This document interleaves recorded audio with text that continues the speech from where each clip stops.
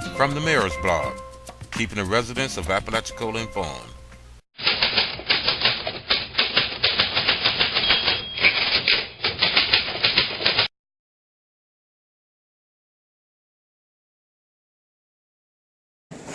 Tonight I stand before you a humble and grateful man, humbled by the opportunity you once again entrusted me to lead this great city, and grateful for the many lessons learned over the last 4 years, the greatest of which was realizing that apart from our many differences, we care deeply about Apalachicola.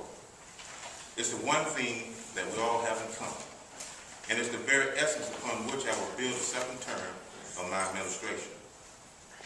Now more than ever, we are challenged to come together and to rededicate ourselves to doing what is good, necessary, and right for Apalachicola.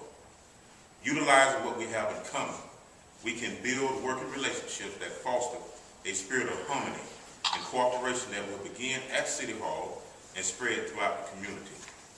Tonight, I will begin that process by reaching out to those who did support my bid for re-election.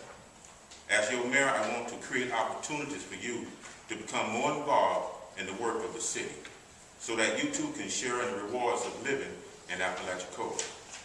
To our families and homeowners, to make Apalachicola an affordable community, I will continue to support a budget that will not only lower the tax burden and maintain critical services, but also look out for our employees who are an essential component to run the city. And to our employees, who are often the first called, but the last recognized, I want to thank you for working with us to make Apalachicola a living community. As public servants, there is no greater calling than to serve your fellow man. To the business community, please understand that division and discards are best friends of failure. We have been handed the worst economic crisis since the Great Depression. Because of this, we must own the opportunity to keep what works and change what doesn't. Yes, we can disagree on the specifics, but if we fail to cooperate, then we fail to succeed. To the distinguished members of the Apalachicola Board of City Commissioners, the residents of this community did not choose these tough economic times, but they did choose our leadership to help get them through it. Over the last 4 years, by working together, we were able to accomplish so much with so little, to the point where others now see Apalachicola as an example of progress. As the elected leadership of this great city, I'm asking that you join me in continuing our relationship of mutual respect, trust, and progress.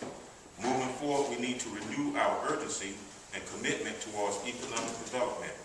We need to foster more collaboration between the business community, local organizations, and churches to create and sustain jobs. We need to work diligently towards building up our tourism infrastructure by developing and protecting our city's planned and historic squares. We need to continue working towards enhancing our seafood industry viability for the future and to encourage local cottage industries to help diversify our economy. And lastly, we need to increase the attractiveness of our city as a retirement destination while enhancing recreational opportunities for the youth of our community. As you can see, there's a lot of work to be done, and we're going to need everyone on board to make it happen. To move us in that direction, tonight, I would ask that our Seat 1 City Commissioner, Mitchell Bartlett, oversee the Department of Public Works, including the new wastewater reclamation system, and that our Seat 2 City Commissioner, Jimmy Elliott, head the Department of Streets, Parks, and Docks, including Project Impact, the Youth Center, and all of our recreation and youth after-school interests.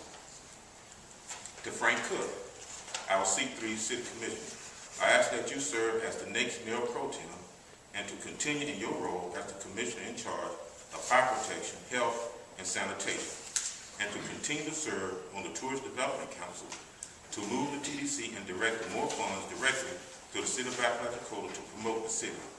And to our Seat 4 City Commissioner, Brenda Ash, I'm asking that you continue to serve as Commissioner over Finance and Revenue and to serve as co-chair on an expanded and refocused strategic planning committee to aggressively pursue the goals of this administration, which include revenue enhancement, economic development, and job creation.